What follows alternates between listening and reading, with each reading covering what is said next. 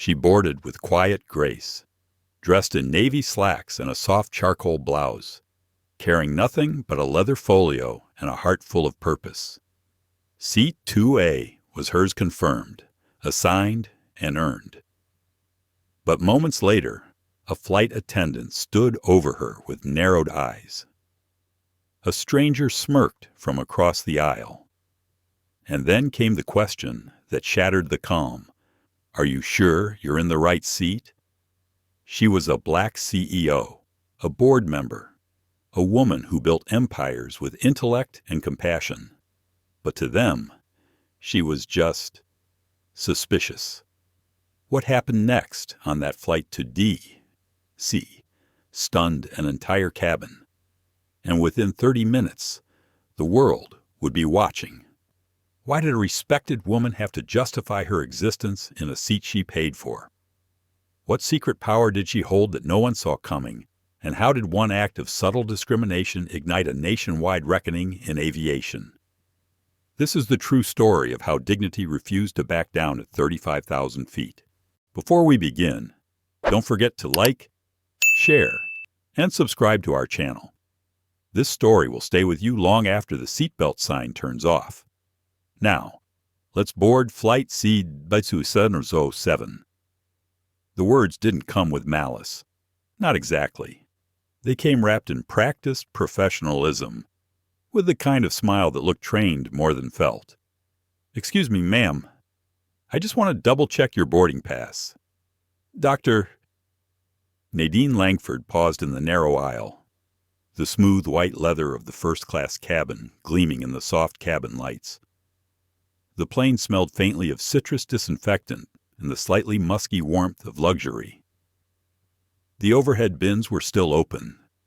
The passengers in front of her were already tucking Hermes duffels and Rimowa rollers into place without a second glance. Nadine was still holding her own carry-on, a plain black Toomey backpack that didn't scream wealth but whispered quality if you looked closely. She turned toward the flight attendant who had stopped her. The woman was blonde, early 40s, sharp features softened only slightly by makeup and a neat bun pinned perfectly in place. Her name tag read Heather. Nadine offered a polite smile and handed over the boarding pass without protest. Of course, there was nothing unusual in the gesture. Not overtly, but Nadine knew the rhythm by heart now. The pause, the sudden interest in her boarding pass, the lingering glance at her face, then at her clothes, then back at her face. It wasn't suspicion as much as a quiet disbelief, the kind that said, "You don't look like you belong here." Heather's smile never wavered as she glanced at the pass. Seat 2A, clearly printed, first class. She hesitated just a beat longer than necessary, then handed it back. "Thank you." "You're right here," she said, gesturing toward the second seat on the left side. Nadine nodded once and made her way toward her seat. Her heels made only the softest sound on the carpeted floor. She kept her expression neutral, but her hand briefly clenched the backpack strap tighter. Second time this month. She eased into the window seat. The leather felt warm and welcoming, more comfortable than any office chair, and certainly more pleasant than her seat last week flying back from Sao Paulo. She placed her bag beneath the seat ahead and retrieved her Kindle from the outer pocket. Her fingers moved with intention, but her mind was still cataloging. That was stop Farmer 1. Stop Summer 2 she expected would come when champagne service started. Nadine took a slow breath and exhaled through her nose. She looked out the window. On the tarmac below, a crew member in a neon vest was coordinating luggage. In the distance, the golden skyline of downtown Chicago shimmered beneath a fading evening sun. The city looked calm from up here. She wished she felt the same. The truth was, boarding a plane should have been routine. But for Nadine, it rarely was. There was always someone, a flight attendant, a gate agent, a passenger, someone whose face would flicker with confusion, curiosity, sometimes outright challenge. She'd long stopped reacting. Reaction was a currency she couldn't afford to spend. It wasn't fear, it was exhaustion.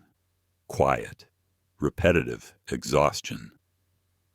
She leaned back as a couple entered the cabin behind her. They were white, mid-50s, with matching cashmere shawls and perfectly white teeth. The woman barely concealed her glance toward Nadine as they passed. The man whispered something that made her chuckle. Nadine didn't flinch. She had been through this too many times. A few rose up. Another attendant offered the couple a welcome drink. Nadine waited. Heather hadn't returned to her yet. She reached into her jacket pocket and pulled out her phone. One tap. Voice recording on. She never planned to use these, not unless she had to. But it gave her a sense of control. The quiet kind. The protective kind. Nadine Langford wasn't just a passenger. She wasn't just a black woman in a first-class seat.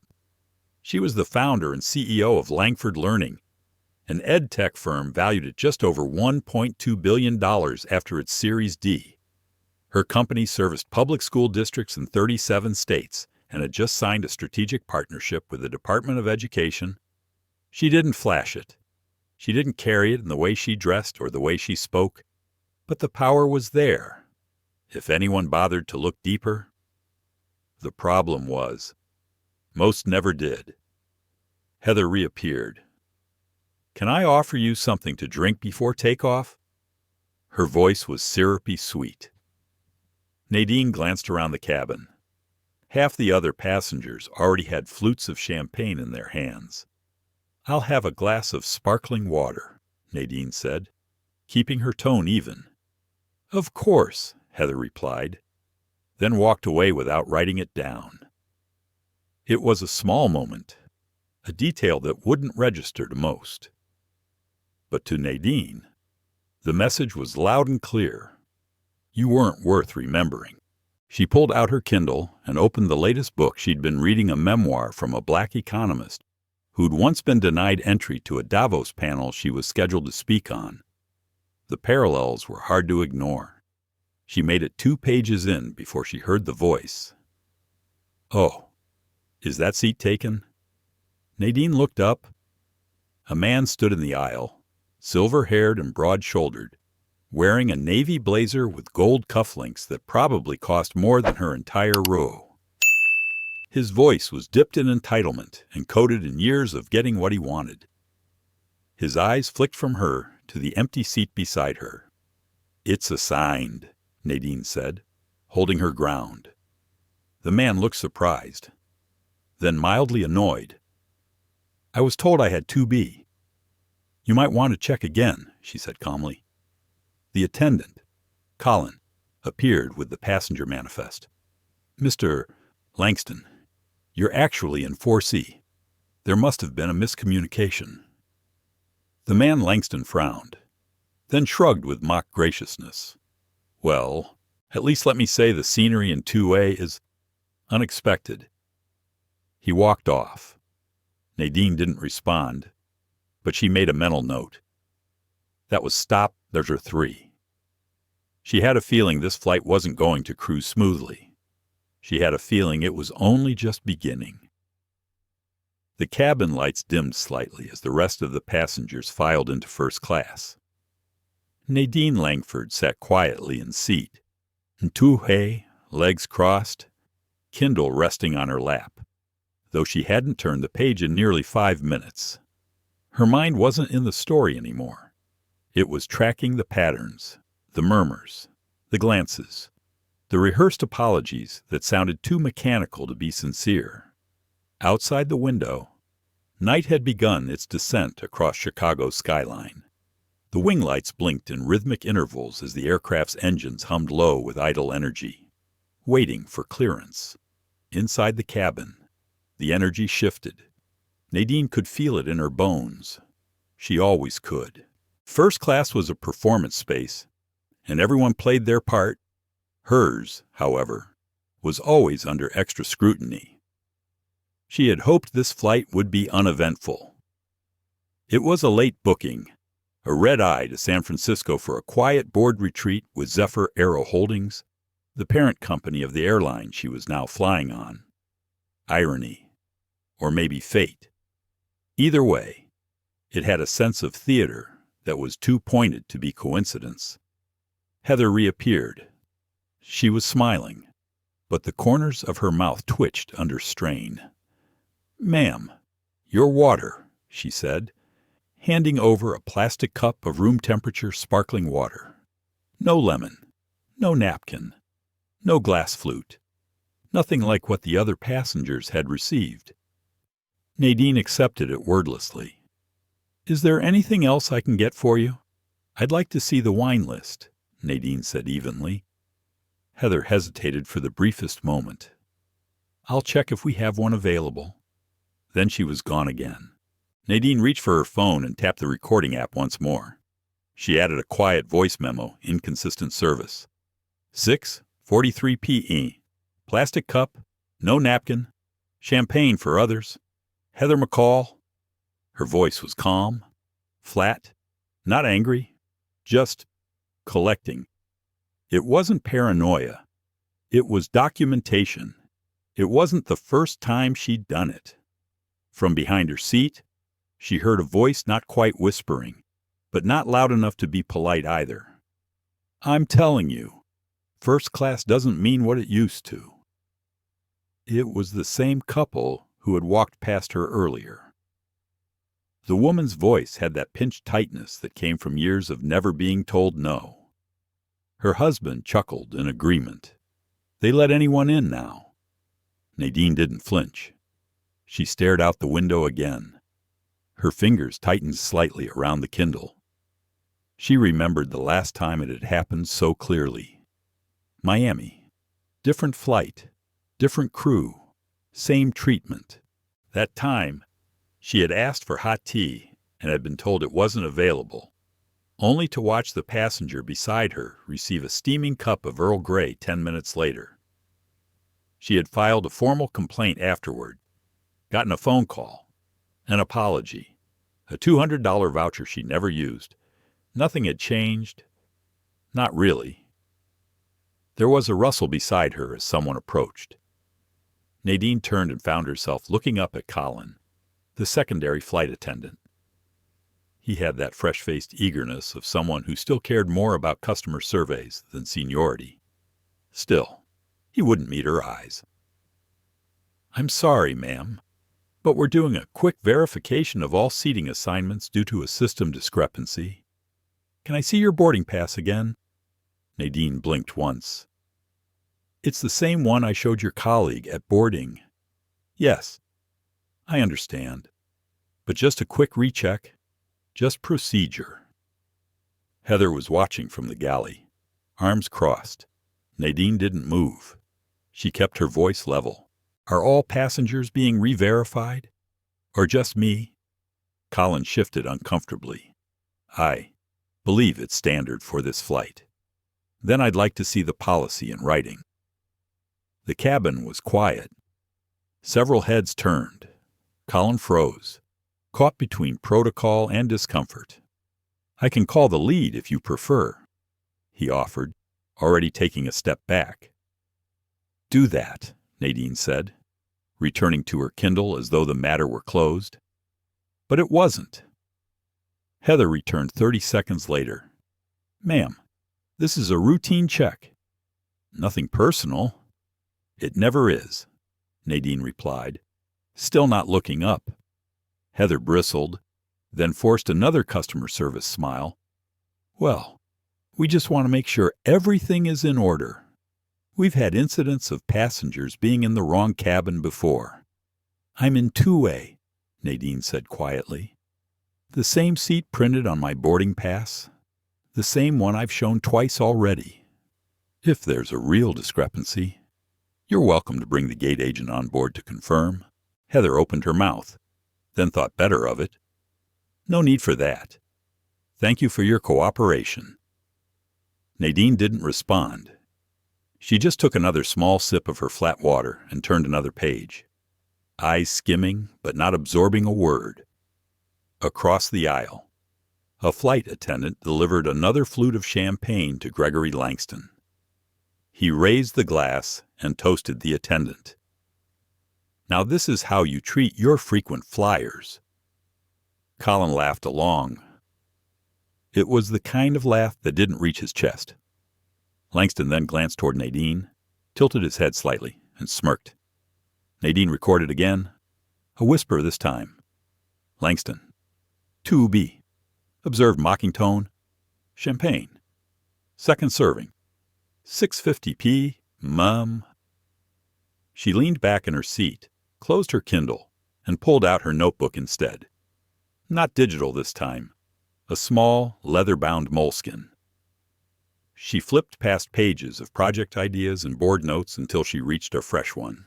At the top, she wrote CW707, Flight Observations. She had once told herself she would stop keeping logs, that the burden of tracking bias wasn't hers to carry. But here she was, again. It wasn't even about punishment. It was about truth. Memory fades. Video files get corrupted. But the written word remained. Langston's voice cut across the silence once more. "Don't know about you, but I miss the days when first class meant class." There was a pause.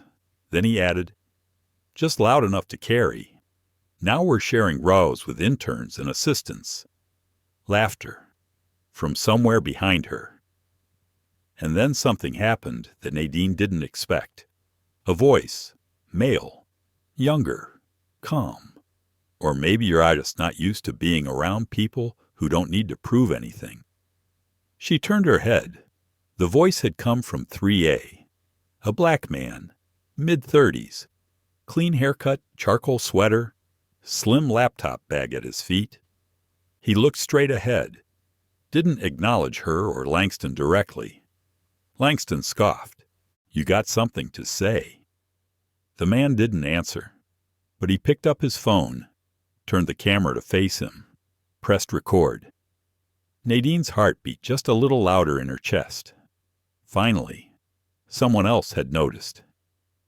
The energy in the cabin shifted in subtle but unmistakable ways, like when a thunderstorm rolls in on a clear day and no one can quite tell what changed, only that the air feels heavier.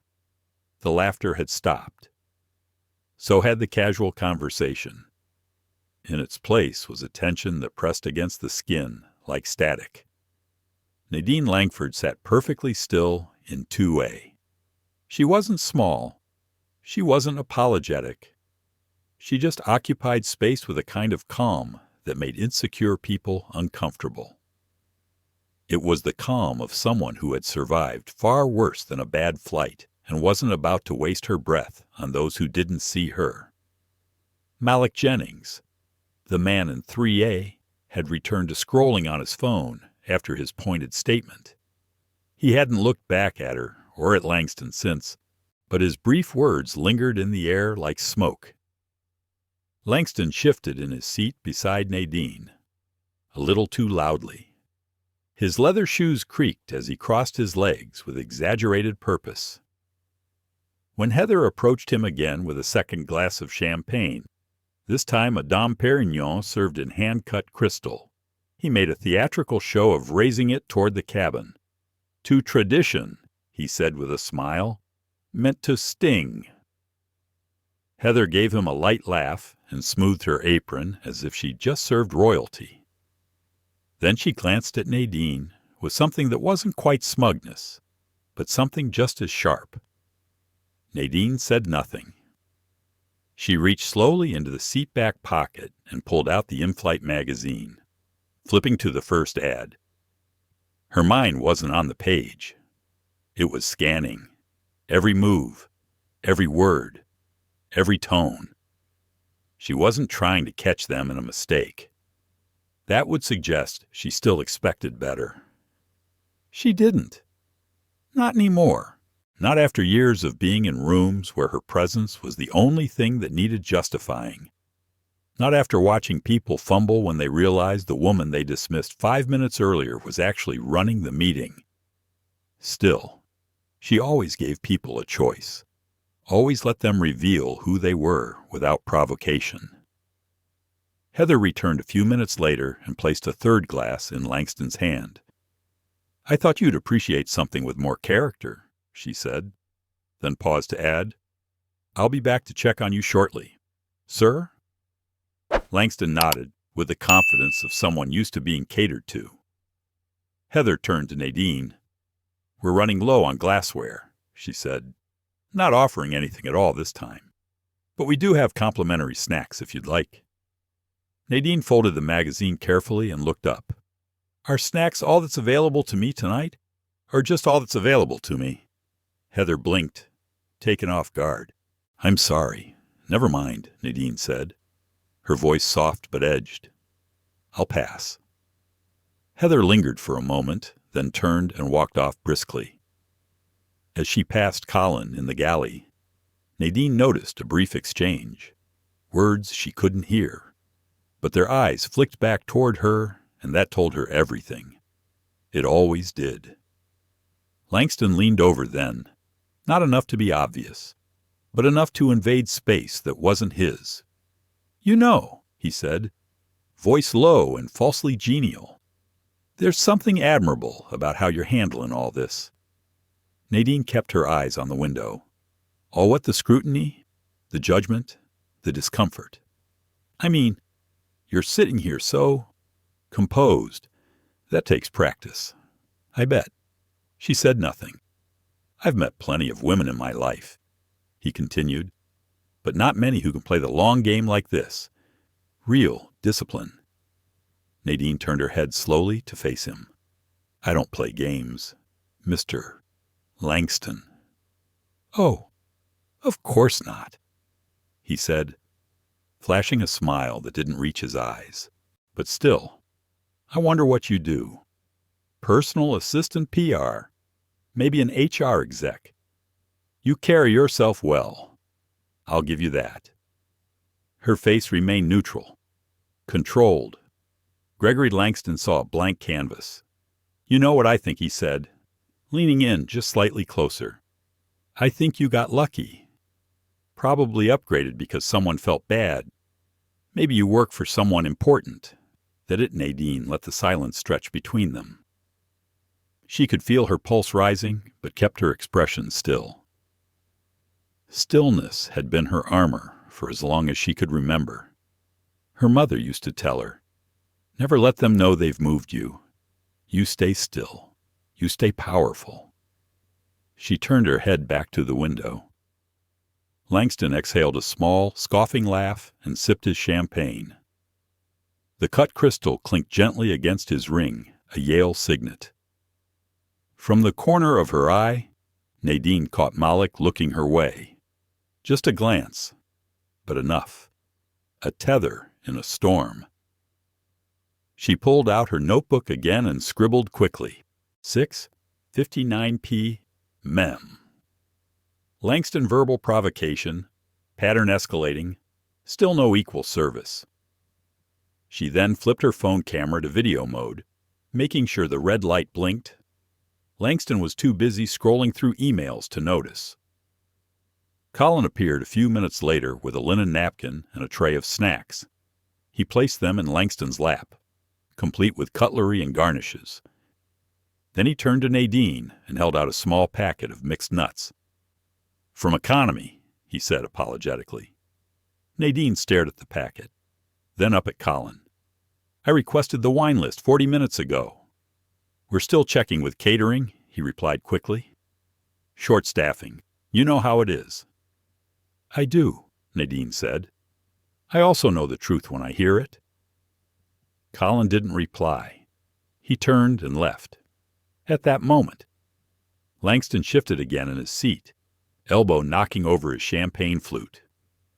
The liquid cascaded across the shared armrest and onto Nadine's tray table. Splashing her leather folio and her sleeve, Langston clucked his tongue. "Oh, wow. Clumsy me."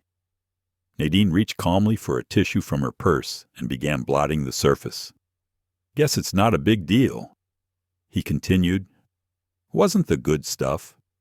Anyway, Colin returned with speed Nadine hadn't seen all flight. He didn't bring towels. He brought blame. "Ma'am, you'll need to be more cautious. These seats are difficult to clean." Nadine looked at him, blinking once. "I didn't spill it." "Still, we expect all passengers to be mindful of the space. Are you implying I don't understand how to sit in a seat?" Colin hesitated. Heather appeared behind him, arms folded again. "We're simply trying to maintain standards," she said. "I'm sure," Nadine said quietly, resuming the cleaning herself. Around her, the passengers said nothing, but she saw it in their eyes. That same half-formed judgment, the default assumption. Something about her didn't quite belong. And so, when things went wrong, the blame naturally fell on her. She folded the napkin into her bag and sat back. Langston leaned in one last time. "In my company, we wouldn't even be having this discussion. We'd already have removed you." Nadine tilted her head just slightly. "Thankfully, this isn't your company." Langston grinned. "You'd be surprised." From the galley, Heather gave Colin a nod. And just like that, Nadine knew. They were about to escalate. The moment after Gregory Langston grinned, Nadine Langford felt a shift. Not in her seat or in the cabin pressure, but in the air between her and the flight crew. It was subtle but undeniable. A shared glance, a nod, a plan already in motion. She'd seen it before, in boardrooms, during acquisition talks, in quiet hotel lounges when introductions led to sideways questions. The moment people stopped seeing her as a person and started seeing her as a problem. Colin returned, wiping his hands on a towel that hadn't been offered to Nadine earlier. "Ma'am," he said, trying for a neutral tone and failing. "The captain would like us to confirm the payment method used for your seat. Sometimes our system flags inconsistencies." Nadine blinked once. She had known this might come. Still, there was always that sting. "You've already checked my boarding pass," she said quietly, "and I've been seated for over 40 minutes. I understand, but these are just security procedures." Is Gregory Langston being asked to confirm his payment? Colin hesitated. She had hit the nerve. "We're simply responding to what the system flags." Nadine reached into her purse with slow deliberation and pulled out a sleek black card. Centurion, American Express. She placed it gently on the tray table. "I use this card," she said. "Same one I've used on every Clearwind flight for the past 3 years.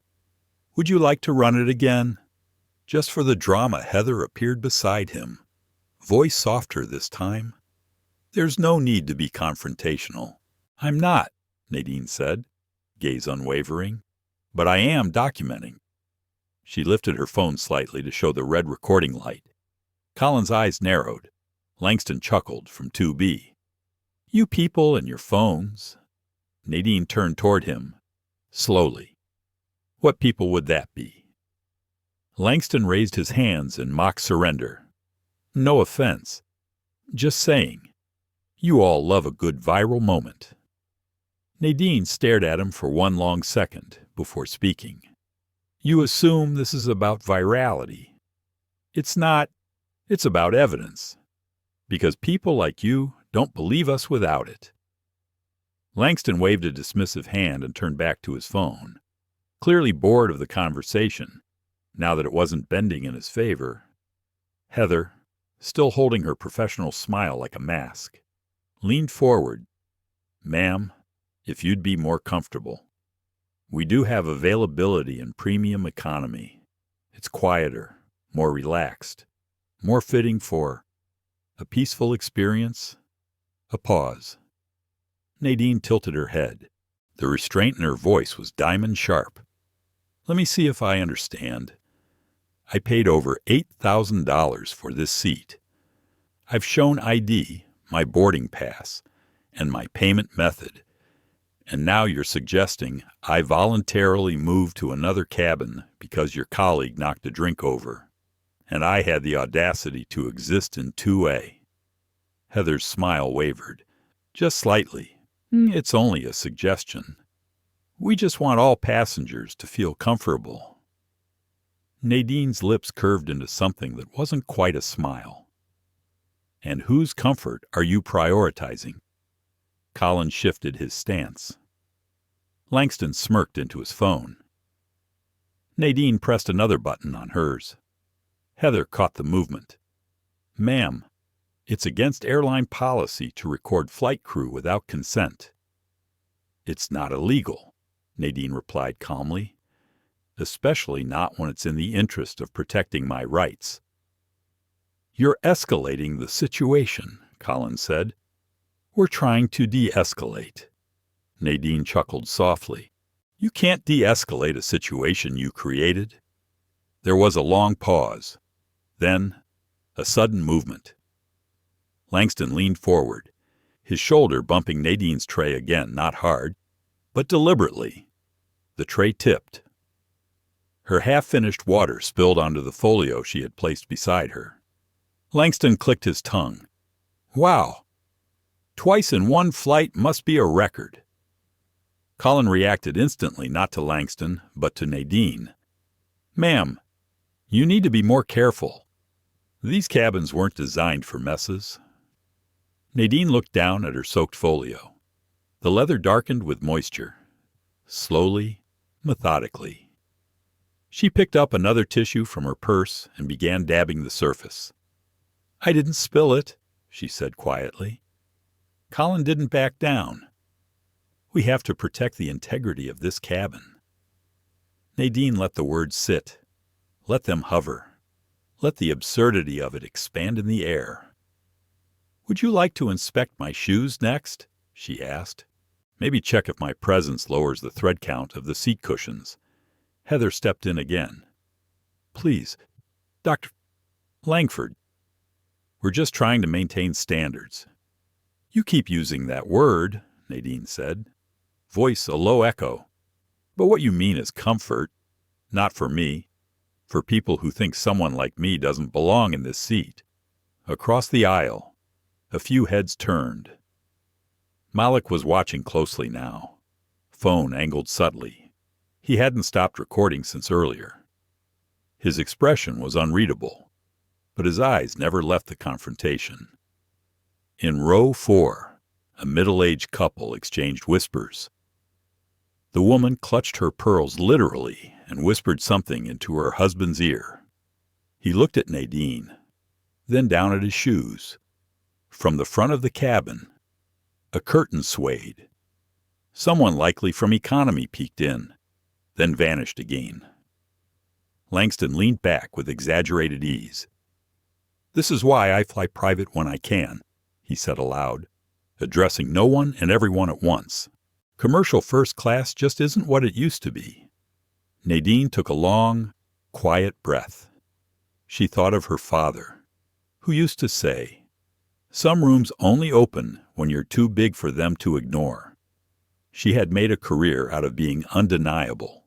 Not flashy, not loud, just excellent. Let others be surprised when the meeting started and the most powerful person in the room was the one they'd overlooked. She looked up, meeting Heather's gaze directly. I'm staying in my assigned seat. Heather opened her mouth, closed it. Langston scoffed beside her. You're making this harder than it needs to be. No, Nadine said, turning to him. You are. The silence that followed felt like the hush before a storm. Then, the PA system pinged. Ladies and gentlemen, this is your captain. We've been asked to hold at the gate momentarily due to a ground control delay. We'll update you shortly. The timing was too precise to be coincidence. Colin pulled out his tablet. Started typing. Nadine could see it over his shoulder. Passenger noncompliance. Possible threat. Verify documentation. Langston smirked. Heather leaned over. "We're going to need you to deplane if this becomes a security issue." Nadine turned, calm as ever. "I'm not moving, and I suggest you check your email." Heather frowned. "My email?" Nadine nodded. "You'll find legal correspondence waiting, along with video evidence. You can either resolve this here, or the entire airline can resolve it later with the FAA and every media outlet that covers civil aviation." Malik, still filming, added just loud enough to be heard, "I hope you like trending, because this plane's about to be famous."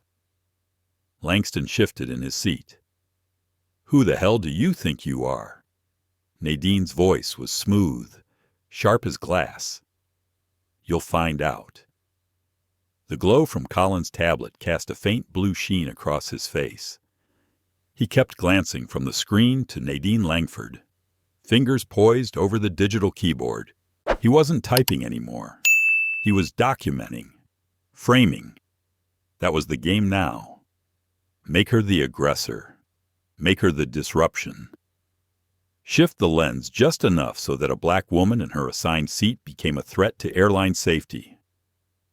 Nadine had seen it play out before, not on planes, necessarily, but in meetings, in client calls, in subtle but corrosive conversations where professionalism became weaponized.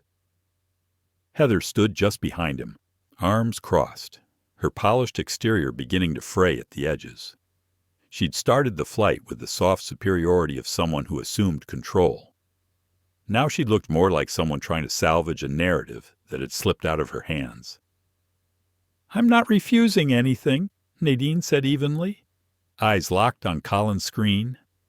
"I'm sitting in the seat I purchased. That's not non-compliance." Colin didn't reply. He scrolled quickly, then tapped a note labeled Incident Log CW707. Nadine reached into the seatback pocket and pulled out the airline's terms and conditions pamphlet. Flipping through the small print, she stopped on a page titled Passenger Rights and Responsibilities. She held it out, her finger landing on a paragraph mid-page. "This clause gives me the right to remain in my assigned seat unless there is a verified safety concern or documented ticketing error. Neither applies." Colin glanced at the page, but didn't take it. Heather shifted uncomfortably. "We're trying to resolve this quietly," Heather said, her voice no longer sugary. "But if you continue to film crew members and refuse instruction, we may be forced to involve airport authorities." Nadine set the pamphlet down and tilted her head, a quiet sense of disbelief settling in her chest. "I'm recording for my safety," she said. "And let's be clear, I haven't refused a single lawful instruction. But I will not be moved out of this seat because you're uncomfortable with who's in it." Heather's cheeks flushed, the first visible crack in her composure. Langston, still seated beside Nadine, gave a chuckle. "She's good," he said to no one in particular. "You must have taken a seminar in victimhood." Nadine turned toward him. "Actually, I teach one, but only to people who can handle accountability." Malik Jennings in 3A gave a quiet under his breath, just loud enough to affirm, not loud enough to provoke. Heather straightened her shoulders. "You can escalate this, Dr. Langford, but I promise you, we're following protocol." Nadine raised her eyebrows. "Protocol or prejudice? Because from where I'm sitting, they look awfully similar." Colin backed away, muttering into his earpiece. Heather followed, disappearing into the galley with a sharp tug of the curtain. Nadine glanced around. The other first-class passengers were now clearly paying attention. Some stared openly. Others feigned disinterest, their bodies rigid with tension. Everyone could feel it. The simmering pressure, the powder keg of perception. And then came the announcement. "Cabin crew, please stand by. We will be returning to gate for a brief review before departure." The words crackled from the speaker above. Deceptively neutral. Absolutely damning. Langston grinned and adjusted his cuffs. Looks like you're going to get that little audience you wanted after all. Nadine looked straight ahead, jaw set. She'd flown over 100 flights in the past 5 years, attended conferences on 4 continents, delivered keynotes, led negotiations, saved districts and communities through public education initiatives, and somehow, this seat 2A was still the most contested space she occupied. Her phone buzzed, a text from her executive assistant, Alicia 658 Meh. Are you okay? Zephyr GC just got a ping from security alert. Want me to activate protocol, Nadine typed quickly. Nadine. Already recording. Please forward pre-authorization file to GC. Include timestamped clip. This is going public. She hit send, then locked the screen. This wasn't about her anymore. It hadn't been for a while. In the front of the cabin, the curtain opened again. This time, a new figure entered. Captain Ron Pierce. Tall, gray-haired, clean-cut. His posture was military sharp, eyes trained, calm but calculating. He didn't speak right away. He scanned the cabin, assessed the faces. When his gaze landed on Nadine, it paused. Dr. Langford, he said with a nod. May I have a word? She nodded once, slowly. He crouched beside her seat, voice lowered but audible. I've been informed there may be an issue with your seating assignment. There isn't, Nadine replied. I'm in 2A. I boarded with proper documentation. I've now shown my boarding pass, ID, and payment method 3 separate times. The only issue is how your crew has chosen to interpret my presence. Pierce sighed, then glanced at Colin and Heather, who lingered by the galley, pretending not to watch. There's been a passenger complaint, he said. Nadine raised an eyebrow. About what she was filming the staff. Langston offered, uninvited, very disruptive, hostile tone, entitled behavior. Nadine didn't flinch. That's an interesting set of adjectives, especially since I haven't raised my voice once. Mullick stood then, calmly, phone still in hand. I've been recording. Captain, he said, I'm not part of this, but I've seen everything. She's been calm, respectful, and provoked repeatedly. If you'd like, I can send the footage to your corporate office. Langston scoffed. Oh, now we've got the peanut gallery stepping in. Captain Pierce turned to Langston. Sir, I'll ask you to remain quiet while I speak with the passenger involved. Langston looked like he'd swallowed a lemon, but said nothing. Pierce turned back to Nadine. Dr. Langford, if you'd like to make a formal report, we can handle this after landing. For now, I need to decide whether to continue the flight or deplane. Then decide, Nadine said. But understand that I've already spoken with legal at Zephyr Aero Holdings.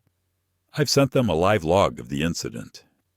You can verify that I'm a platinum-tier customer, and more importantly, an executive board advisor to your parent company. Pierce's eyes narrowed. Advisor Nadine reached into her folio, now mostly dry, and pulled out a laminated badge. She handed it to him. His face changed in real time, muscles shifting, shoulders stiffening. He looked at her, then at the rest of the cabin. Silence. He stood slowly. Excuse me. I'll be right back.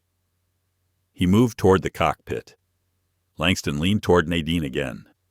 You really had to play the nuclear card. Huh? Nadine didn't respond. She was tired, not just from the flight, but from the years that led to it, from having to always calculate her tone, measure her steps, prove her presence. Heather and Colin retreated behind the curtain, whispering now. Something frantic, something unraveling. Malik leaned forward in his seat and whispered to Nadine, "Whatever happens next, you handle that like a queen." Nadine turned to him. "I'm tired of being regal in rooms built to exclude me." He nodded slowly. "Then maybe it's time they see who really built the palace." Her phone buzzed again. This time, a message from Camilla Yoon, General Counsel. Camilla 703P, M. Nadine, we're monitoring. Board has been alerted. Proceed however you see fit. You're fully covered. Nadine took one long, measured breath. The storm was here, but she was ready.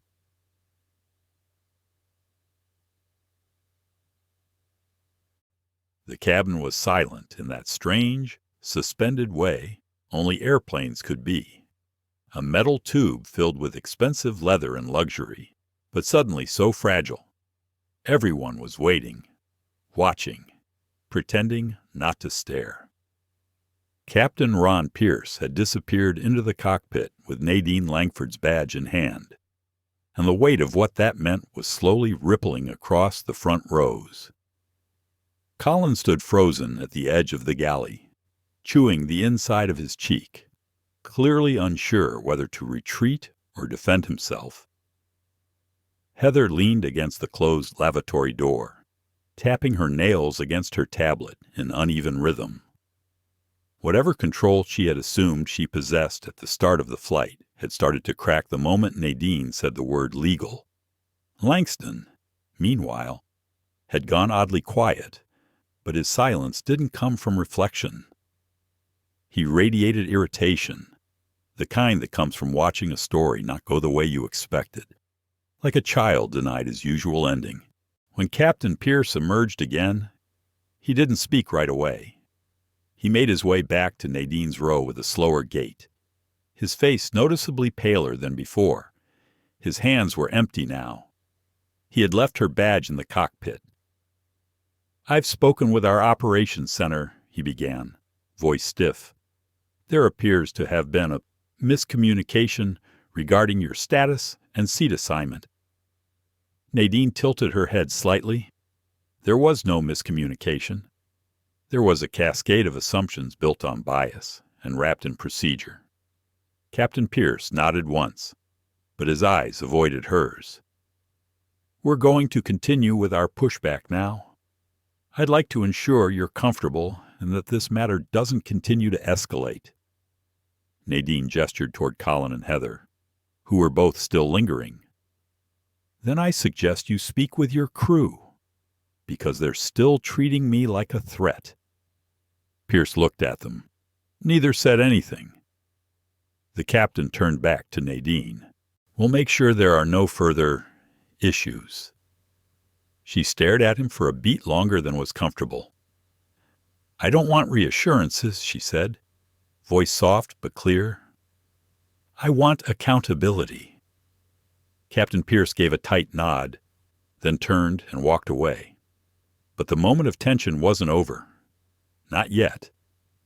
As if on cue, Colin stepped forward again.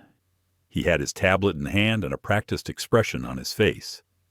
"Dr. Langford," he said, "I understand you're unhappy, but I need to advise you that continuing to film or record the crew without consent may be considered a violation of airline policy.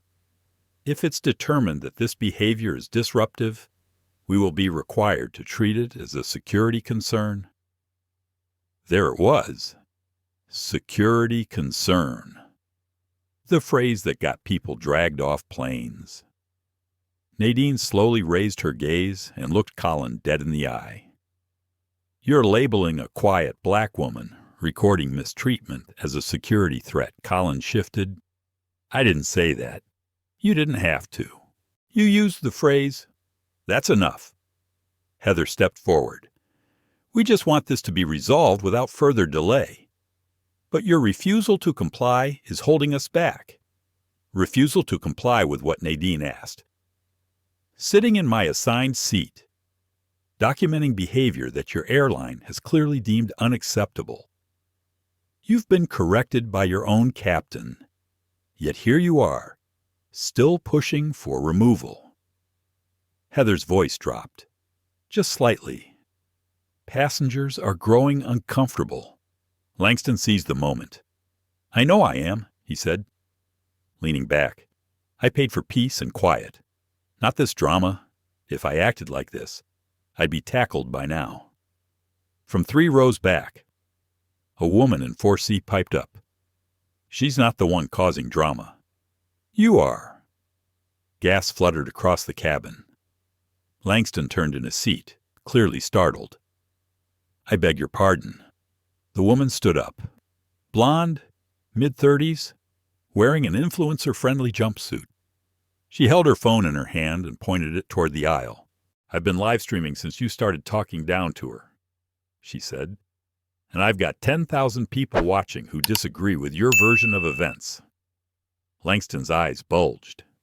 You can't record me without permission. A man across the aisle snorted. You weren't worried about consent when you opened your mouth, were you? Nadine sat still, spine straight, watching the shift. It was subtle, like the tide turning. Heather was trying to recover, but the narrative had slipped through her fingers. Colin backed away, no longer so eager to file his incident report. Nadine looked at the woman in 4C. Thank you. The woman smiled and nodded, not in solidarity, but in recognition. Langston wasn't done, though. This is a disgrace, he spat.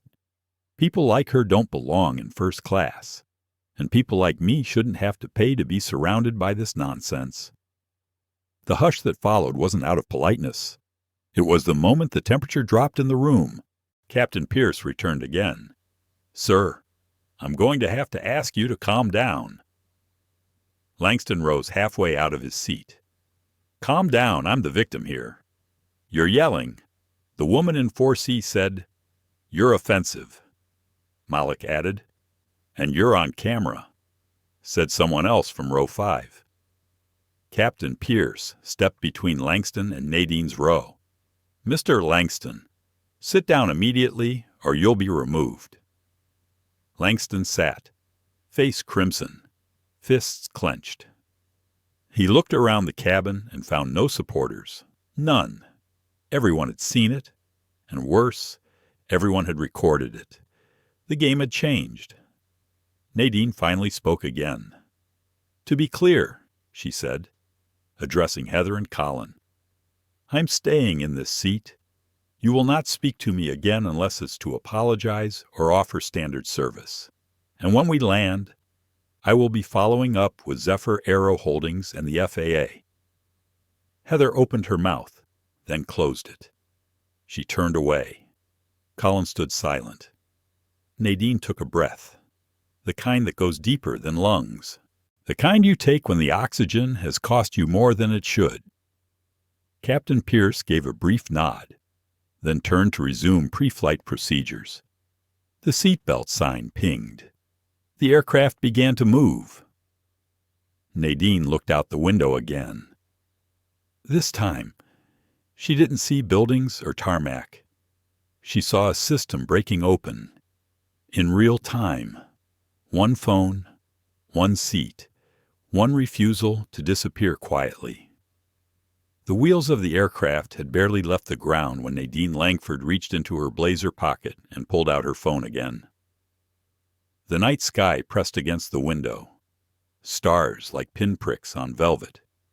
Inside, the cabin still carried the residue of confrontation.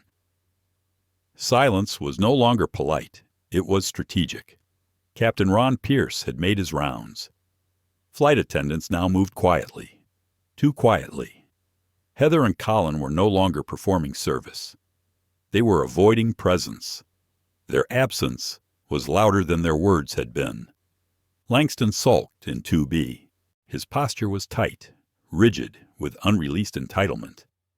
No one looked at him anymore. Malik was still recording discreet now, camera in his lap, but rolling. Nadine's fingers moved over the screen. Voice memo on. She took a long breath. then tapped. Record. This is Dr. Nadine Langford. Flight CW707. Time 8:13 p.m. Documentation phase initiated. Incident logs recorded. Legal clearance granted. She paused, then dialed a contact labeled Camilla Yoon, Zephyr Legal Counsel. The line picked up in 2 rings. Camilla Yoon. It's Nadine. Confirming your receipt of the footage.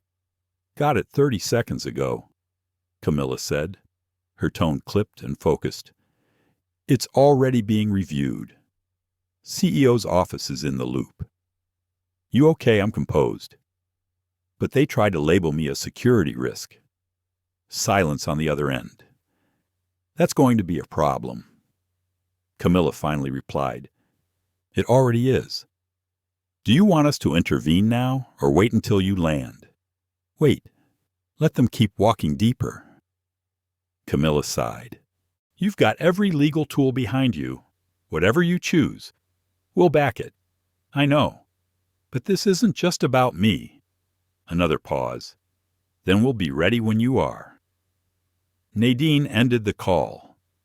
Across the aisle, Ava Carter, the influencer in 4C, was watching her. Not intrusively, but with curiosity.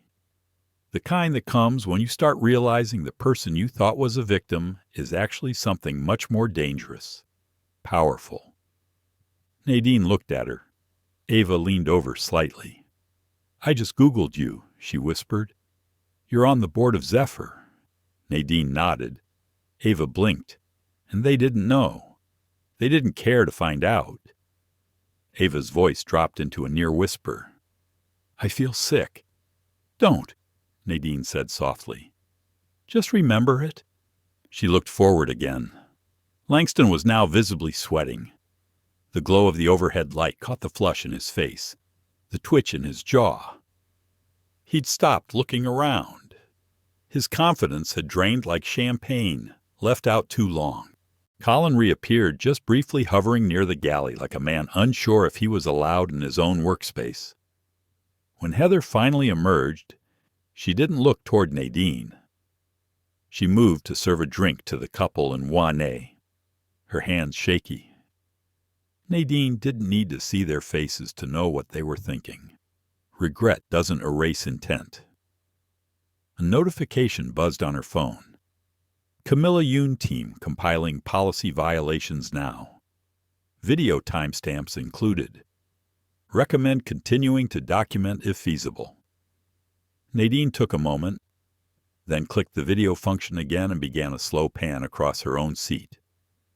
The soak tray from earlier, still uncollected. The absence of amenities everyone else had received. The digital menu she'd requested that never arrived. Evidence wasn't just what was said, it was what was withheld. She leaned slightly and recorded the screen above Langston's seat. It showed the flight progress 34,000 feet, somewhere over Colorado. From the row behind, she heard the couple muttering again. This time it wasn't about her. It was about the airline, about the crew. Disgraceful, the woman whispered. The way they handled that. She was just sitting there. Unbelievable. Her husband agreed. And they were so obvious about it. Nadine didn't turn. She didn't need applause. She needed change. Another message came through. Alicia Assistant. Just got word. Zephyr Media Team is prepping response. Your name is trending on Twitter. Wearing Seat 2A is the top tag. Nadine read the words and let them settle. She had always hated being the story. She preferred building stories, fixing broken systems, investing in outcomes. But sometimes, the only way to fix the system was to expose it. Colin approached again, hesitantly. He held a tray in his hand with a single flute of champagne.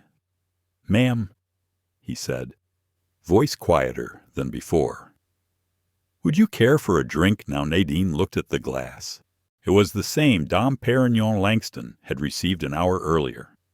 No, thank you, she said. I just wanted to apologize," he added quickly. "It wasn't personal." She met his eyes. "That's the problem," she said. "You all keep thinking it's not personal. But for me, it always is." Colin's face twisted with something that might have been shame or discomfort. He nodded and stepped away without another word. Ava leaned over again. "What are you going to do when we land?" Nadine didn't answer immediately. She thought of all the people she knew who didn't have her resources, her status, her camera, her law firm on speed dial. She thought of her mother, who used to sew extra pockets into her uniforms to carry pepper spray on public buses. She thought of the teacher in Newark who had been removed from a flight in 2022 after being accused of stealing her own ticket. "I'm going to make sure this doesn't just end with an apology," Nadine said. Ava nodded. Solemn now. "I believe you." Langston stood suddenly, drawing attention. "I need to use the restroom," he announced. Captain Pierce appeared from behind the curtain, as if summoned by instinct. "Please remain seated, sir. We're about to encounter turbulence." "I've flown this route more than you," Langston snapped. "I said remain seated." Langston glared at him, then sat down with a dramatic huff. Malik muttered under his breath, "First time being told no." "Huh."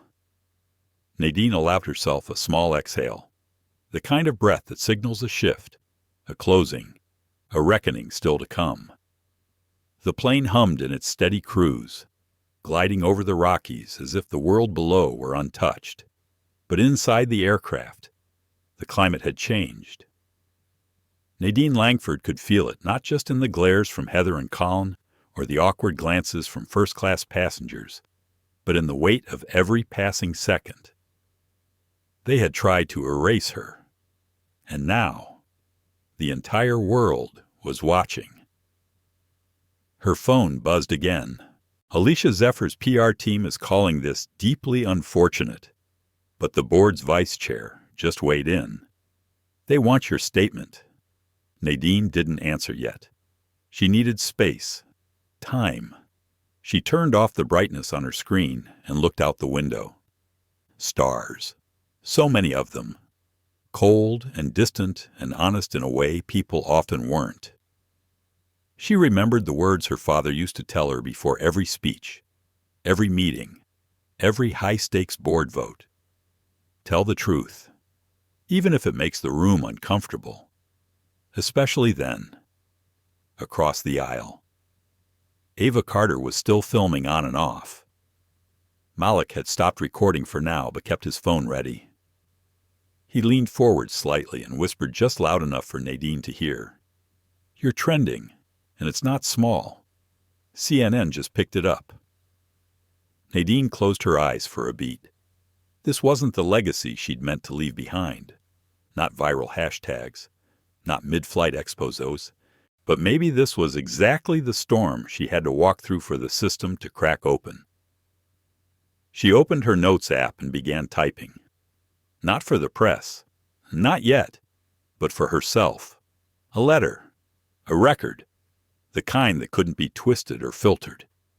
"I did not raise my voice. I did not disobey a single lawful order.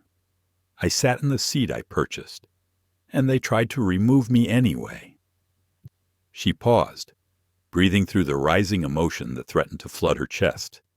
She wasn't crying. She hadn't cried in years. Not publicly. But there was a heaviness forming behind her eyes. That slow ache of recognition. The cost of dignity. Colin walked past again, deliberately skipping her row. She watched him pause at 3C to offer coffee to a white man who hadn't looked up the entire flight. Then he stopped at Langston's seat and leaned in.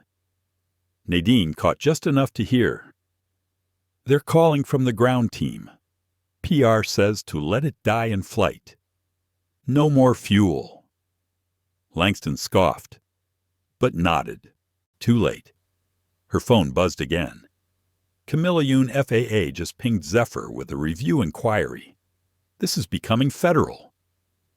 A small flicker of heat rose in her chest. Not rage. Something slower. More precise. Accountability. Ava leaned over again. Just so you know, people are calling you the Rosa Parks of first class. Nadine smiled faintly. Rosa didn't want to be a symbol. She just wanted to sit. Exactly, Ava said. That's what makes it real. Langston suddenly stood up again, not heading to the restroom this time. He turned toward Nadine's row, voice low but full of venom. You're not a hero. You're a disruptor with a title. You made a mess of this flight for everyone. Nadine didn't look at him. She kept her eyes on her screen. Langston raised his voice slightly. You think your money makes you bulletproof? There are rules. Lady, maybe they don't apply to you on your board.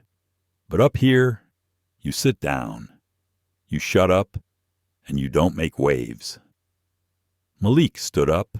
She didn't make the waves. Man, you're just mad they didn't drown her. Langston turned, about to respond, but Captain Pierce appeared from the cockpit again. His face was no longer patient. Mr. Langston, he said, voice sharp, sit down, immediately. Langston hesitated, or what he snapped. Pierce walked forward slowly, each step deliberate. I have final authority on this aircraft. If you say another word to her, you'll be restrained and arrested when we land. Your choice. Langston looked around. No allies, no glances of agreement, just the dull glare of shame. He sat down hard, teeth clenched, face burning red. Nadine didn't move. Her posture was effortless now. Not because the moment wasn't heavy, but because she had carried this kind of weight before. Her phone buzzed again. Alicia, MSNBC is asking for your statement.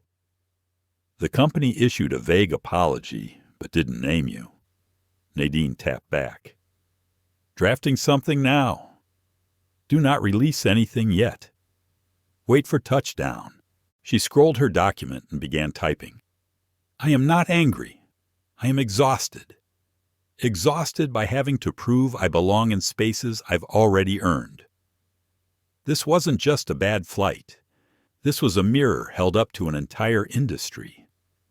She stopped, highlighted the paragraph, moved it up. That would be the opening line. Heather returned, slower this time, a paper in her hand.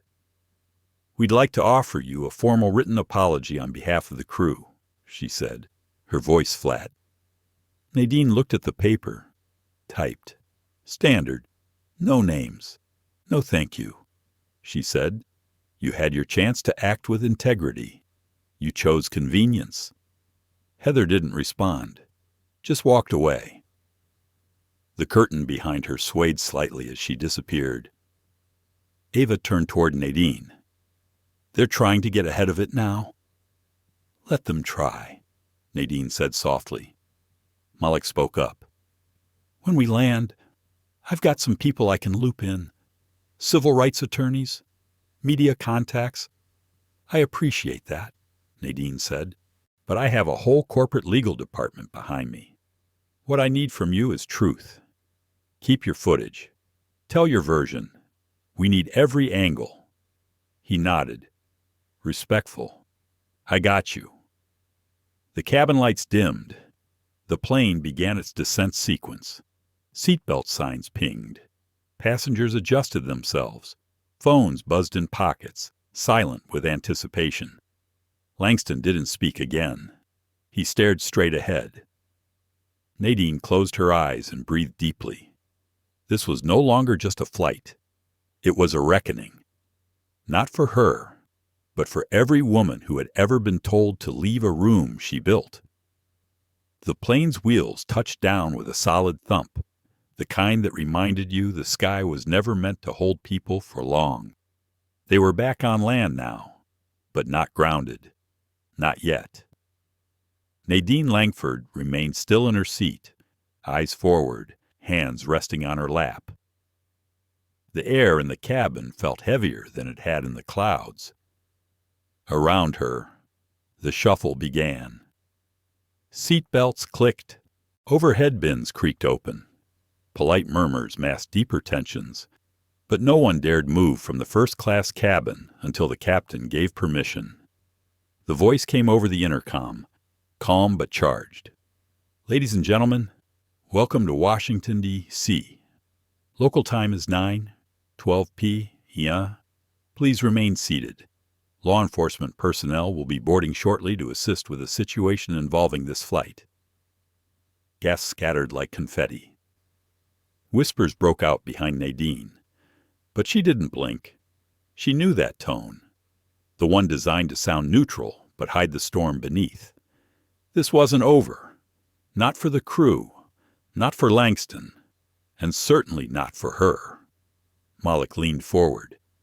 "Did you ask for police?" "No," Nadine replied calmly, "but I expected them." Langston sat motionless now, sweating. His lips were pursed in an unnatural grimace.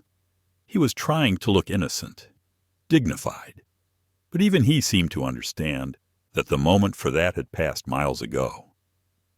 The door opened with a hiss. 2 officers stepped into the cabin. One wore the Navy uniform of airport police. The other had a TSA insignia on his vest and a clipboard in hand. "Good evening, folks," the first officer said. "We're here in response to a reported in-flight altercation. We need to speak to passengers, Dr. Nadine Langford and Mr. Gregory Langston." Nadine raised her hand lightly. "Here." Langston's voice cracked slightly. "Here." Captain Pierce walked forward quickly, intercepting the officers. "Officer Delgado," he said, "I've briefed your dispatcher. The issue was verbal only. No physical threat. No breach of security. But there is an internal matter involving crew behavior and passenger complaints. I recommend it be handled at the terminal." Delgado nodded, then turned to Nadine. "Dr. Langford, are you comfortable walking with us to the gate for a statement?" "I am. But I'd like a representative from Zephyr Legal on the line." She held up her phone, Camilla Yoon's name already displayed. The officer nodded. "Of course." Langston stood up abruptly. "This is ridiculous. She's the one who disrupted everything." Delgado turned to him. "Firm. Sir, you'll have your turn. No one would even be talking about this if she weren't Mr. Langston." The other officer cut in. "That's enough." Nadine rose from her seat, graceful and composed. Ava Carter stood too, holding her phone high. "I'm walking with her," Ava said. "I'm media," Malik added. "Getting up from 3A. I'm covering this for the Tribune." Delgado raised an eyebrow but nodded. "Fine. Let's keep it calm." As they exited the aircraft, the eyes of every passenger followed them, some with quiet admiration, some with guilt, a few with the kind of hope that comes when you see someone stand for what you've never had the courage to name. They moved through the jet bridge in silence, the echo of their steps a metronome of pressure. At the end, 2 more officers waited. Behind them stood a Zephyr Airlines representative, a young man in a navy blazer, sweating visibly despite the air conditioning. "Dr. Langford," he stammered, "I just wanted to extend the company's deepest regrets." "We had no idea you didn't need to know who I was," she said, not breaking stride. "You needed to respect who I am." He stepped back, words caught in his throat. In the waiting area, a small crowd had already formed, phones up, voices murmuring. Someone pointed. "That's her. That's the woman from the flight. She's the CEO. Right. Of Zephyr's board. No, she owns part of the company. I think she called legal mid-flight. Didn't they try to take her seat? It's all over Twitter. Like millions of views already." Nadine walked steadily, ignoring the swell of attention. She didn't seek spectacle, but she wouldn't shy away from it either. Not anymore. A staffer led them into a quiet conference room just past the terminal gates. Clean chairs, bottled water, one-way glass. Classic corporate containment strategy. Officer Delgado began the questioning, his tone respectful. Dr. Langford, can you confirm for the record, did you purchase your ticket in advance? Were you in the seat listed on your boarding pass? Yes and yes. Did you disobey any orders from the flight crew? No. I asked for clarification and exercised my right to record a public interaction. Did you at any time threaten, harass, or endanger another passenger or member of the crew? No. Ava chimed in. I have video. Delgado nodded. We'll need that for the record. Nadine turned to the representative from Zephyr. I assume you've reviewed the crew's report. He nodded slowly. It was inconsistent, inaccurate. She corrected. He swallowed hard. We're launching a full investigation. I'll be launching more than that, Nadine said, her voice still calm. There's a systemic rot here. This wasn't an anomaly. It was a pattern that just happened to reach the wrong woman. Malik leaned forward, or the right one. She looked at him and gave the faintest nod. Outside the room, the media storm was swelling. The incident had hit every major news outlet. Hashtags were multiplying. Hi, Nadine Langford. For seat 2A. Flying while black. Camilla texted again. Camilla Yoon MSNBC confirmed they want you for prime time. CNN wants exclusive. You're the story. Nadine responded. Tell them I'll speak, but not about me. About policy, and names, and consequences. This wasn't about making headlines. This was about rewriting the script. The Zephyr representative stood. We'll be issuing an apology first thing in the morning. In your name. No, Nadine said. You'll issue an apology in your own name. Then you'll name the flight attendants involved. Then you'll outline corrective action. Then I'll consider my statement. He nodded slowly, defeated. Officer Delgado closed his notepad. We're done here. Thank you for your cooperation. Dr. Langford. As Nadine stood to leave, she felt it again, that quiet thrum in her chest. Not adrenaline, not fear, resolve. She stepped out into the terminal, not a passenger, but a catalyst, a woman reclaiming airspace no one had the right to question in the first place. The morning after the flight, headlines exploded across every major news outlet. It wasn't just a trending topic anymore. It had become a cultural flashpoint. Zephyr Aero Holdings scrambled to contain the fallout. An internal memo leaked within hours. Phrases like unfortunate circumstances and unintended misunderstanding dotted the document. But it lacked names, lacked spine, lacked truth. Nadine Langford read it from her suite at the Conrad in downtown Dees, seated on the balcony in her travel slacks and robe, sipping black coffee. The city buzzed below, but her mind was still suspended somewhere above the clouds, somewhere between truth and resolution. Alicia had already forwarded her a dozen press requests. CNN, the New York Times, CBS, NPR. The list was growing by the hour. Camilla's voice buzzed through the phone on speaker. They've pulled Heather McCall from active duty. Colin Brent, too. Both under review. Langston was permanently banned from Zephyr flights this morning. Nadine nodded, her eyes on the horizon. And the statement? They want to run it by you before releasing anything. Have they written mine or just theirs? You're free to write your own. Good, Nadine said, because I already have. She opened her laptop. The document was titled simply Statement from Dr.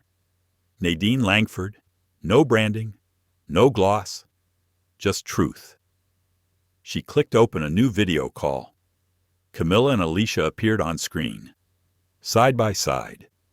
I'm not giving them a quote, Nadine said. I'm giving them a conversation, and they're going to hear it in my voice. You want to go live?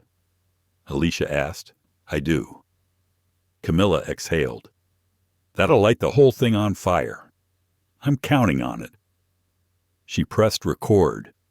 My name is Dr. Nadine Langford. I'm the founder of Langford Learning Systems and a member of the executive board at Zephyr Aero Holdings. Pause. Breath. Yesterday, I boarded Flight CW707 from Denver to D.C., seated in 2O, a seat I paid for, confirmed, and had every right to occupy. What happened next wasn't a mistake. It was a pattern, a system, a bias dressed as protocol. I was questioned, denied basic service, ignored, then labeled a security concern for filming the mistreatment I experienced. Why, 'cause I'm a black woman sitting in a seat the world still sometimes doesn't believe I deserve. Her voice held steady, but the weight behind it was unmistakable.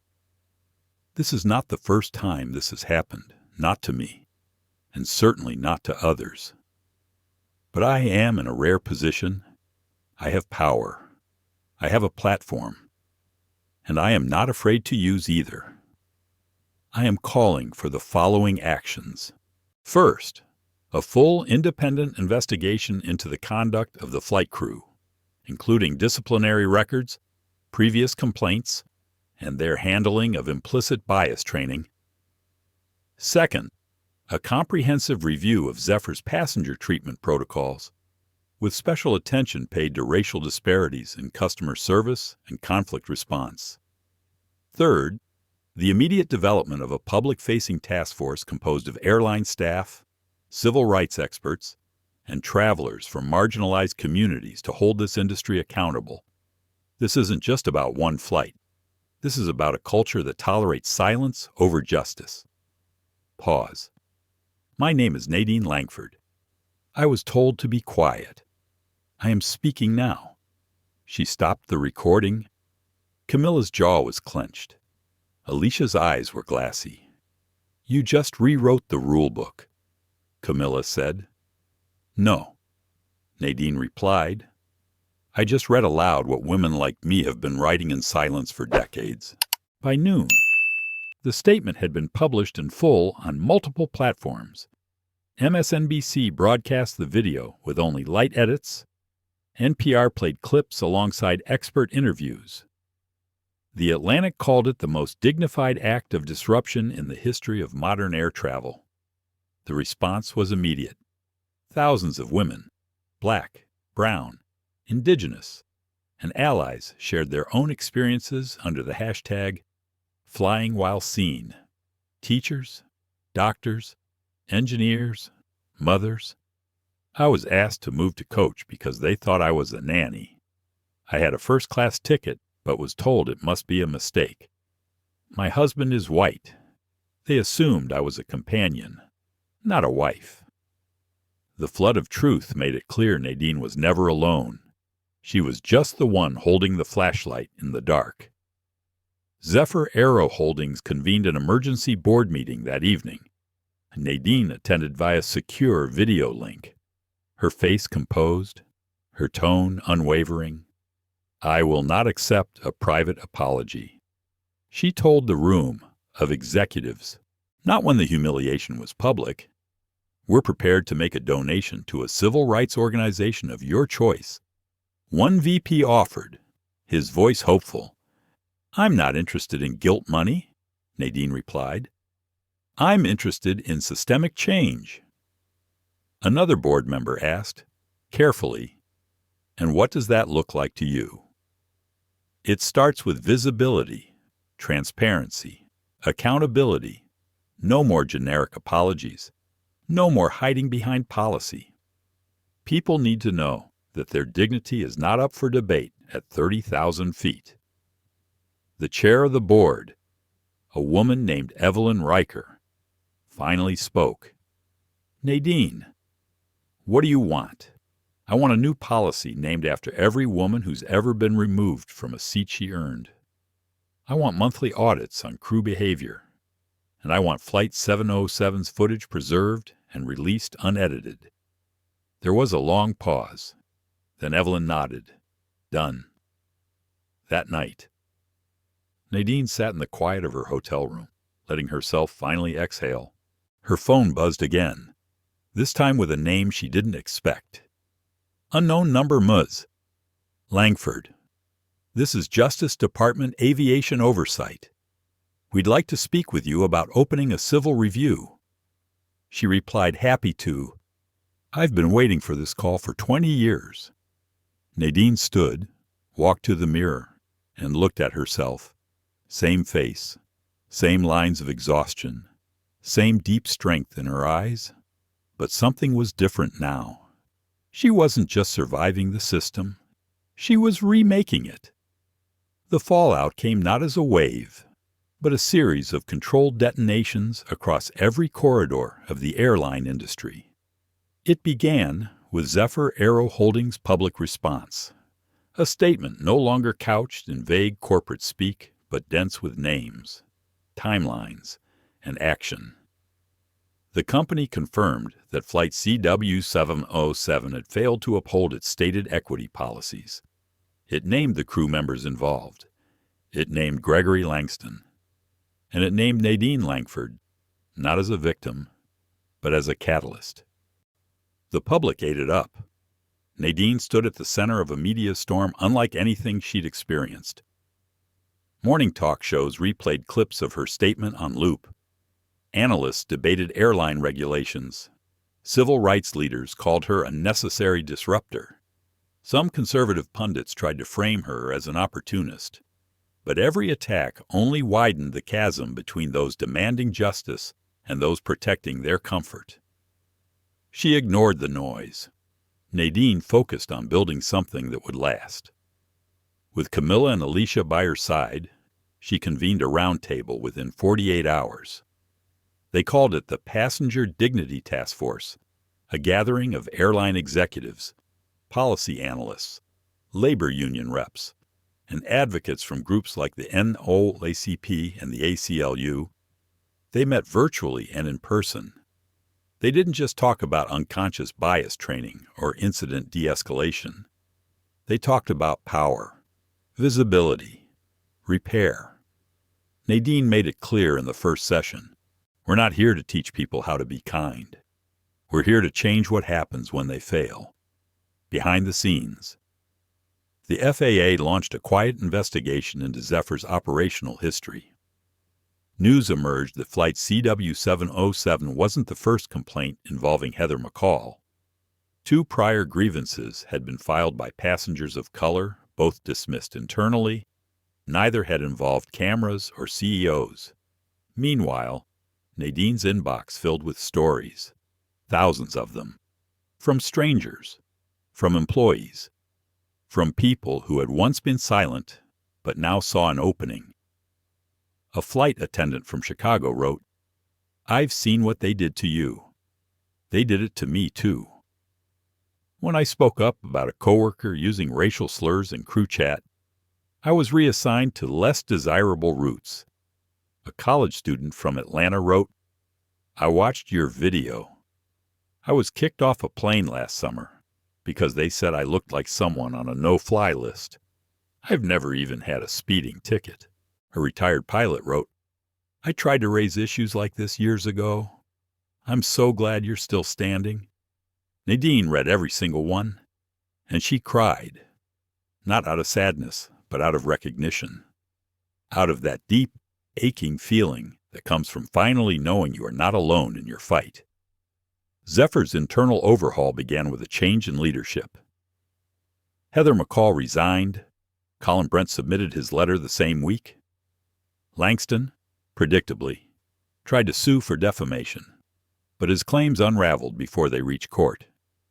Malik Jennings released a full documentary short using footage from the flight titled Seat 2A. It premiered on YouTube and garnered 11 million views in 3 days. The film ended with a simple line. She didn't yell. She didn't beg. She just refused to shrink. Nadine watched the premiere with her mother, who had flown in from Detroit. They sat side by side in her home office, the same room where Nadine had built her empire in the early years, surrounded by chalkboards and vision boards and shelves full of children's books. Her mother, now in her late 70s, had grown up in the South, riding buses with signs that told her where she didn't belong. As the video faded to black, her mother reached for her hand. "You turned their silence into sound," she said, "and made it music." Nadine didn't answer. She couldn't trust her voice to hold. 2 days later, she was invited to speak at Georgetown University's Center for Law and Social Policy. It was a packed auditorium. Students, professors, pilots, corporate leaders, all waiting to hear her words. She stepped up to the podium wearing a simple navy dress and low heels, her hair pulled back into a soft twist. No frills, no distraction, just presence. She began without preamble. When people think of flying, they think of freedom. They think of escape, of possibility. But for some of us, flying is a gamble, a performance, a risk, because no matter how much we pay, how quietly we behave, how many degrees we hold, or how calm our tone is, there's always someone ready to ask, "Do you belong here?" And when that question is asked enough times, it doesn't just echo, it reshapes the space around us. Her voice didn't shake, but her hands were clenched behind the podium. We've talked for years about diversity and inclusion, about making room, but I'm not here to sit in the corner of someone else's table. I'm here to ask why the table was built without us in the first place, and what we're going to do to change that. Thunderous applause broke out, but Nadine didn't pause to bask in it. She continued, "This isn't just about airlines. It's about every place where bias gets dressed in professionalism, every moment where discrimination hides behind policies. We've got to stop asking for civility from the oppressed and start demanding accountability from the privileged." Later that evening, after the event, she was approached by a young law student named Aaron Daniels. "I want to work in aviation law," Aaron said, "and I want to do it because of you." Nadine smiled. "Then let's make sure the next time someone's told they don't belong, you're the one they call." The fight was far from over. Nadine knew that. There would be more incidents, more pushback, more days where the burden would feel too heavy to lift. But something had shifted. She had not just endured the turbulence, she had redirected it. And in doing so, she had opened the cabin doors for thousands more to step through, not quietly, but confidently. 3 weeks after the incident aboard Flight CW707, the world had not moved on. If anything, the ripples had grown stronger, wider, deeper. At Zephyr Aero Holdings headquarters in New York, a plaque was quietly mounted outside the executive wing. It read, "Seat 2A Initiative founded to preserve dignity, equity, and visibility in air travel, launched in honor of Dr. Nadine Langford." It was simple, understated, but for Nadine, it meant everything. It was not about fame. It was about naming what mattered and ensuring it was never buried again. She stood in front of the plaque alone for a moment before entering the boardroom. Inside, her fellow board members were already seated, awaiting the final vote on the proposed passenger dignity protocols. She had drafted most of them herself. Some of the older members were reluctant at first, but after the footage, after the media firestorm, and most importantly, after hearing her speak, they began to shift. And now, it was about to become real. The chair of the board, Evelyn Riker, called the vote. All those in favor of adopting the full passenger dignity protocol, including mandatory crew training on racial bias, an independent passenger grievance council, and the public transparency dashboard, hands rose around the room. One by one, unanimous. Nadine allowed herself a small breath. No smile, just a quiet acknowledgement of progress. Later that afternoon, she visited a new training center near JFK International. It was still under construction, but already buzzing with energy. The center would house Zephyr's diversity and equity training team, led by a woman Nadine had personally selected, Ava Carter, the same Ava who had filmed the incident, the same Ava who had stood up mid-flight and said, "This doesn't feel right." Now, she was writing the new standard. "I still can't believe it," Ava said, looking around the space. "This time last month, I was editing videos in my apartment. Now I'm building an entire training curriculum." Nadine smiled. "You weren't just documenting a moment. You were witnessing a turning point. That matters.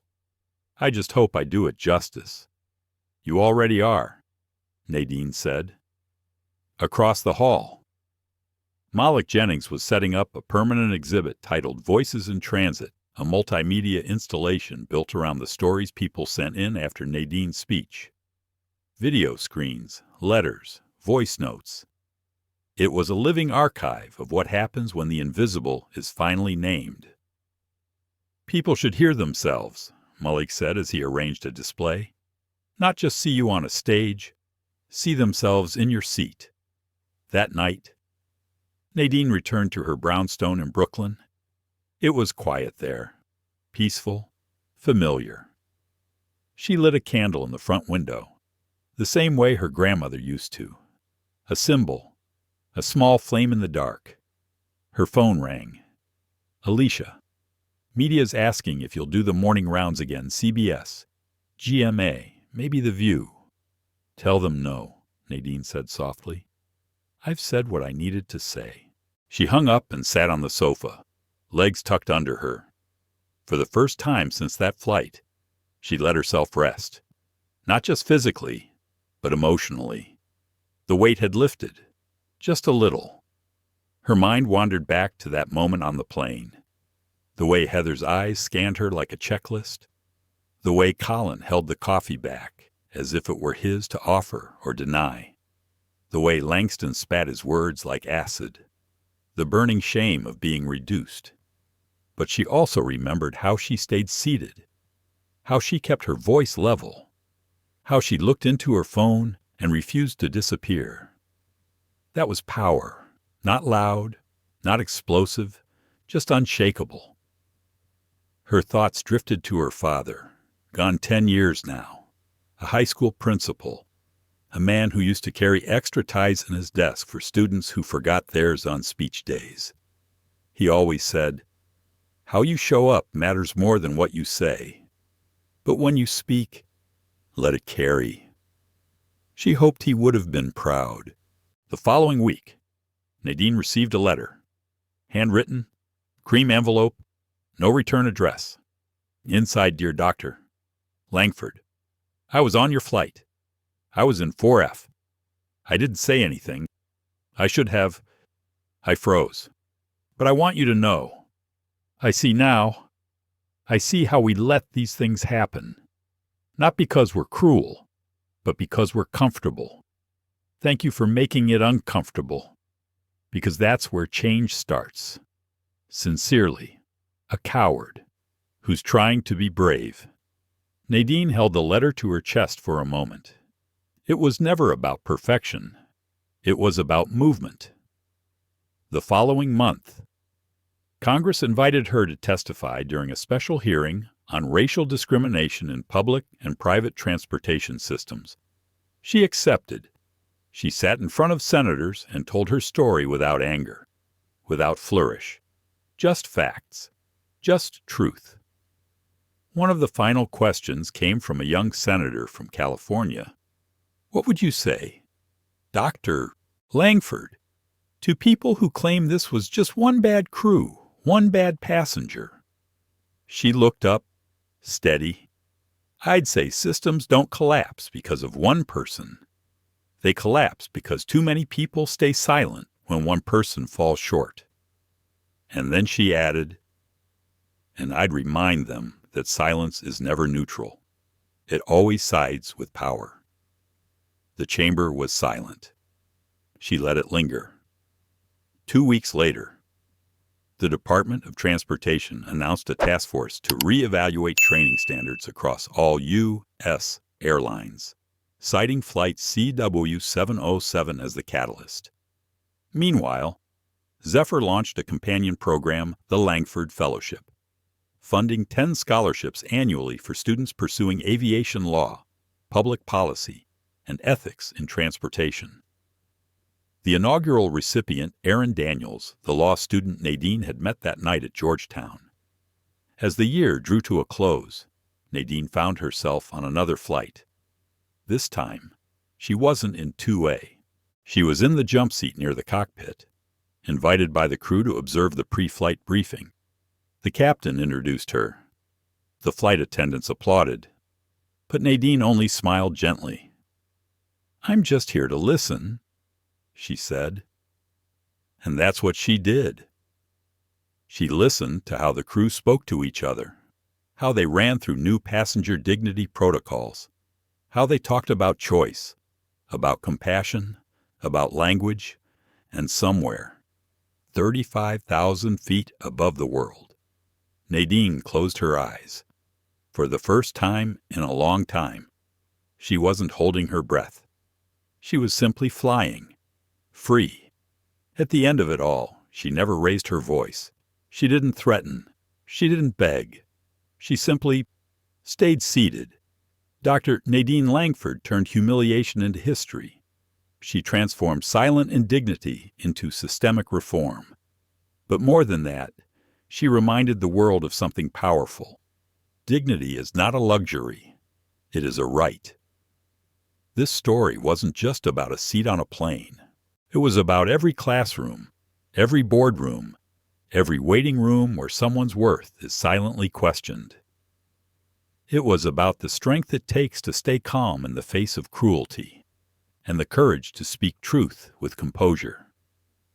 And for every woman who's ever been asked to move, to wait, to explain her presence, this story is for you. May we never forget that justice often begins in the smallest of moments.